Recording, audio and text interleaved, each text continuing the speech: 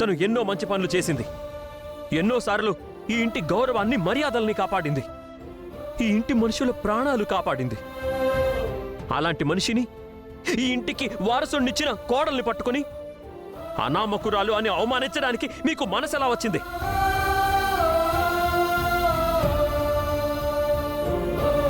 మీరు అహల్య చేసిన మంచి పనులన్నీ మర్చిపోయి తనకి పుట్టిల్లు లేదన్న ఒకే ఒక్క విషయం గుర్తుపెట్టుకొని బారసాలకి తన తరపున ఎవరు రారని మీకిష్టం వచ్చినట్టు దెప్పి పొడుపుగా మాట్లాడారంట.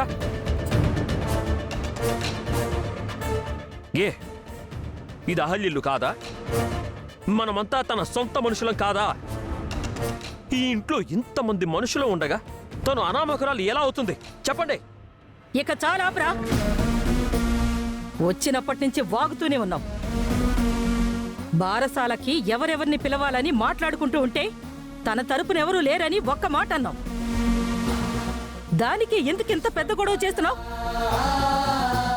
ఇందాక వీణ్ణంటే ఆవిడ గారికి రోషం వచ్చింది కదా నాన్నమ్మా. ఇప్పుడు ఆవిడ గారిని అన్నామని వీడికి పౌరుషం వస్తుంది.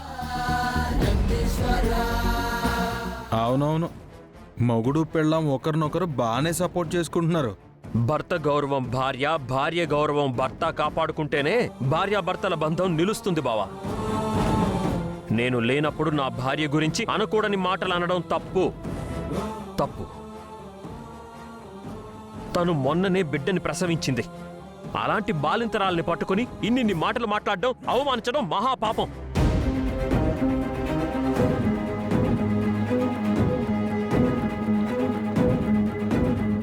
ఏంటి ఇంత గొడవ జరుగుతుంటే నువ్వు సైలెంట్గా ఉన్నావు?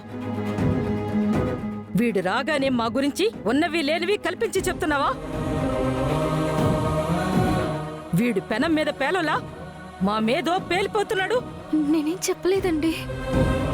బుజ్జి చెప్పాడని చెప్పానుగా నాన్నమ్మా. అయినా మీరు అహల్యని అన్నారా లేదా? నేను మీ అందరికీ ఒకటే చెప్తున్నాను, ఏదైనా మాట్లాడితే నేనున్నప్పుడే మాట్లాడండి. నేను లేనప్పుడు నా భార్య అనేదేనా అంటే మాత్రం బాగోదు.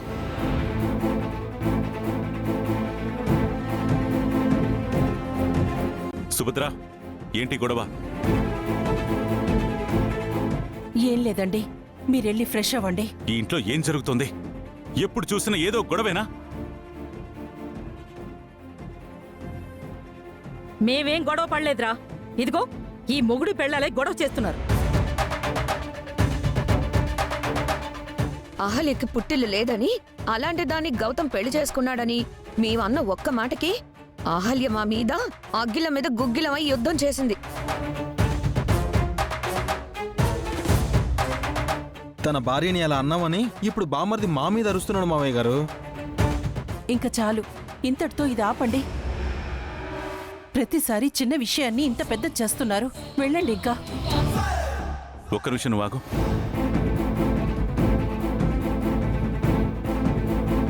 ఎరా, ఇక్కడ వీళ్ళు నీ భార్యనేదో అన్నారని ఇంత గొడవ చేస్తున్నావు. అక్కడ నీ చెల్లెలు ఎన్ని కష్టాలు పడుతుందో నీకేమైనా తెలుసంట్రా? శ్రావ్యకేమైందండి? వీడి వల్ల శ్రావ్య రోజు అక్కడ తిట్లు, అవమానాలు పడుతుంది. మానసికంగా నలిగిపోతుంది, శారీరకంగా గాయపడుతోంది. అంతా వీడి వల్లే. నేనేం చేశాను నాన్న? ప్రతిదానికి నన్నే అంటారు. ఏం చేశానంటావేంట్రా? నువ్వు వాళ్ళ అమ్మాయిని పెళ్లి చేసుకోలేదని ఆ యామిని శ్రావ్య మీద కక్ష గట్టి పగ సాధిస్తోంది. అప్పటికి నేను అతిథికి పెళ్లి సంబంధాలు చూస్తున్నాను కదా నాన్న. తను కావాలని చెడగొట్టుకుంటుంటే నేనేం చేయను నాన్న. నాకు ఈ ప్రాబ్లంకి సొల్యూషన్ ఏంటో కూడా నాకు తెలియడం లేదు. నువ్వు చేసిన దానికే సమస్య ఇంకా పెద్దదయ్యేలా ఉందిరా. దీనికెప్పటికీ పరిష్కారం దొరకదు. ఇది రావణ కాష్టంలా రగులుతూనే ఉంటుంది. ఈ మొక్క నేనెప్పుడో చెప్పాను, ఎవరైనా విన్నారా?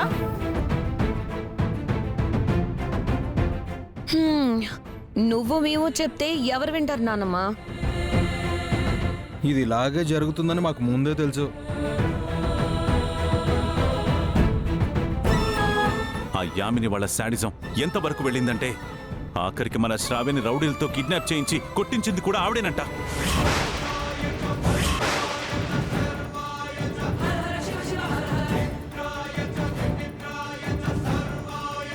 ఏంటి ఏంటండి మీరు చెప్పేది? శ్రావ్యని ఆ యామిని కిడ్నాప్ చేయించి కొట్టించిందా? అవును, శ్రావ్యని కిడ్నాప్ చేసిన ఆ రౌడీనే ఒప్పుకున్నాడు. అయినా ఆధారం లేదని ఆ యామిని బుకాయిస్తుంది. తనకే సంబంధం లేదు అంటుంది. అసలు ఆవిడ మనిషా లేక రాక్షసా? శ్రావ్య పట్ల అంత అమానుషంగా ప్రవర్తించిందా? మీరేం అనలేదా? ఇంకొకసారి అలా చేస్తే మర్యాదగా ఉండదని గట్టిగా వార్నింగ్ ఇచ్చొచ్చాను. అదితి పెళ్ళయ్యే వరకు ఈ సమస్య తీరేలేదు. ఏం జరుగుతుందో ఏమో అర్థం కావడం లేదు.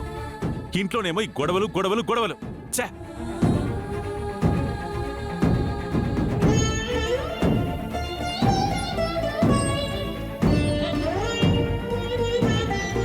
విన్నావట్రా? నేనేం తప్పు చేశానన్నావు కదా, ఇదే నువ్వు చేసిన నిర్వాకం. నీ వల్ల అక్కడ నీ చెల్లెలు బాధపడుతుంది. నీకు మాత్రం చీమ కుట్టినట్టుగా కూడా లేదు కదా. ఛీ! వెధవ, లేనిపోని చాడీలని చెప్తావా? పద రా.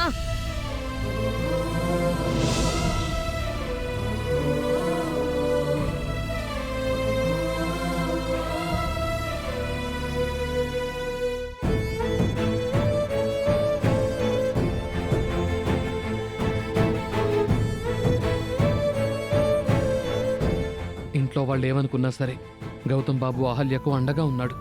అహల్యను బాధపడకుండా చూసుకుంటున్నాడు. ఇప్పుడు గౌతమ్ బాబు పైకి వెళ్ళాడు కాబట్టి ఇందాక నేను రాసిన లెటర్ చూస్తాడు. అహల్య రాసిందనుకొని అహల్య ప్రేమ గురించి అహల్యని అర్థం చేసుకుంటాడు. అలాగే జరగాలి దేవుడా.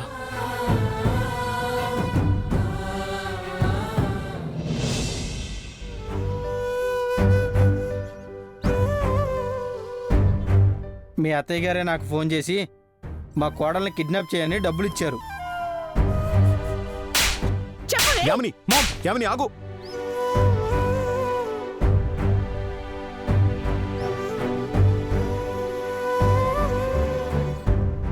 శ్రావ్య,